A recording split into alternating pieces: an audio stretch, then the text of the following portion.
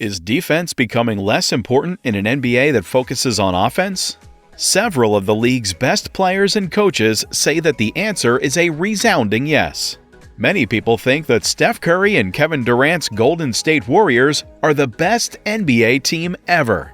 In 2016-2017, they had 4 All-Stars and the best offense in NBA history, with a rating of 114.8. That same offense would be ranked 10th in the league this season. The NBA's offense is on fire like we've never seen it before. Teams are playing faster than ever, shooting more three-pointers than ever, and getting more points than ever.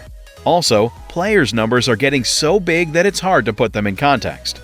This season, 7 players have averaged at least 30 points per game. In January, when Donovan Mitchell scored 71 points, everyone just shrugged. But we don't talk much about the other side of the issue, which is defense. As the NBA's attack has gotten better, defense has gotten worse, because it's almost impossible to stop a play without getting a foul.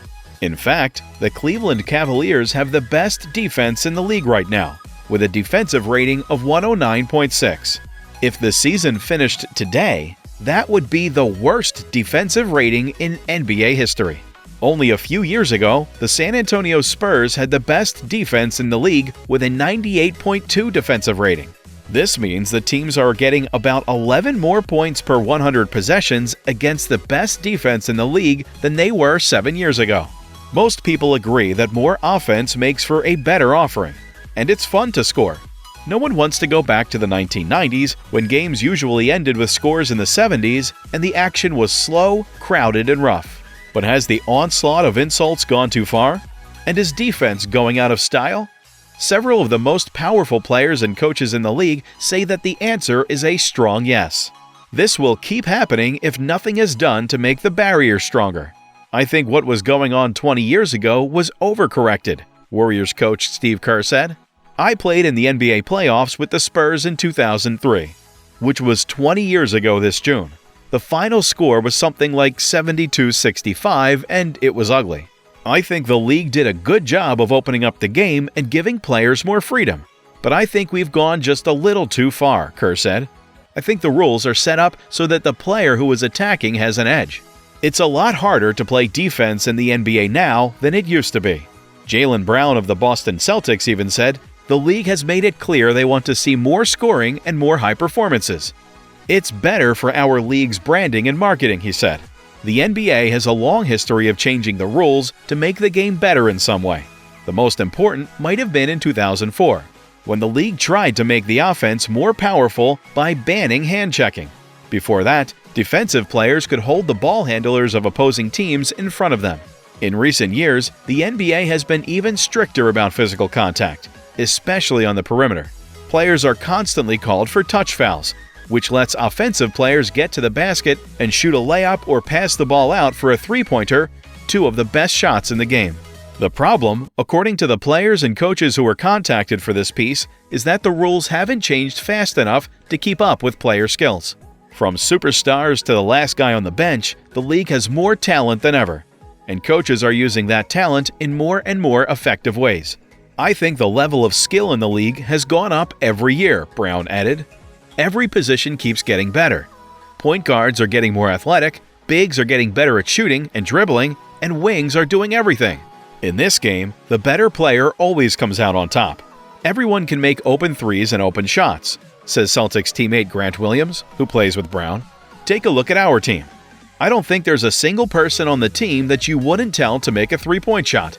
Because of this, teams are shooting more three-pointers than ever before, with an average of 34.2 attempts per game, or 35.5% of all shots, up from 24.1 attempts per game and 26% of all shots in 2015-2016.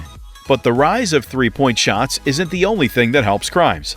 Role players now have more skills and more ways to use them than ever before.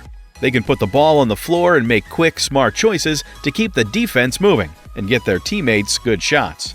I think a lot of the offensive explosion is because more people are putting the ball on the ground and going to the basket, said Nick Nurse, head coach of the Toronto Raptors. It's hard to defend that many different things. Aside from personal skill growth, there are also changes in style. Teams now have an average of 100.1 plays per game, up from 96.5 in 2015-2016. This means the teams are pushing the ball up the court like never before, taking jump shots early in the shot clock and giving themselves more chances to score. Thad Young, a 16-year NBA veteran and current Raptor, said, "I think the biggest thing is that teams are shooting so quickly that you don't even have time to get back on defense. Because people are kicking the ball up the court or pushing it up and teeing it off from the logo and other things like that. Also, the take foul no longer exists, which has made transition errors better than ever." In theory, skill upgrades and style changes sound like great ideas, but a 48-minute NBA game still takes about 2.5 hours to finish. This is not the fast-paced, up-and-down game that these changes seem to promise. This is mostly because there are more mistakes and stoppages, which is a problem for the league because people don't pay attention for long. Teams are having trouble getting stops because there are so many fouls. Because of this, there are many mistakes and free throws, which slow down the game and make it hard to watch. This season, teams are trying 23.7 free throws per game, which is the most since 2010-2011. They are also making 20.3, which is the most since 2019-2020. Not only are the fans unhappy, but many of the players and coaches who enjoy defending their team feel like they're not being given a fair chance to win. Because of the rules, you can't play physically or get stops anymore, or it's a foul. So we have to kinda give way to a lot of situations, or else you'll get in foul trouble or have to shoot free throws," said Chauncey Billups, the head coach of the Portland Trail Blazers. "It's too hard to defend. The game is made for the player who goes on the attack. The goal of today's game is to score goals. Basketball is hard to referee because there is physical touch almost every time the ball is passed. But right now, fans and coaches are unhappy with the number of calls. And players are unhappy with the fact that refs don't always make the same call. If the rules were more flexible in favor of defenders, players might be able to play defense without getting in trouble. It could also make the game more fun to play, since defense can be fun as well. Unfortunately, the defensive end has become a lost art," Brown said. "It's hard to defend guys without fouling them and getting into it with them. It's easy to ask the refs to let more touching happen, but it's much harder to do so in a physical, fast-paced setting. The NBA might need to step in and change the rules to help the defense, just like it did in the past to help the attack. For example, the NBA might make it a point to punish flopping and unnatural foul-baiting shooting moves, as it did briefly to start the 2021 season. If the league wants to go even further, it could bring back hand checks, or extend the 3-in-the-key rule to 5 seconds. Letting bigs stay in the paint for longer to stop attacking players, as is done in international basketball. In the end, the NBA is something fun to watch. Even though the idea of scoring is appealing, the league leans too much in one way, forcing defenses to foul and stop the game over and over again. Competition makes for fun, and if the NBA wants to make the best product possible, it should let the players decide their own fates instead of giving that power to the refs. Thanks for watching this video.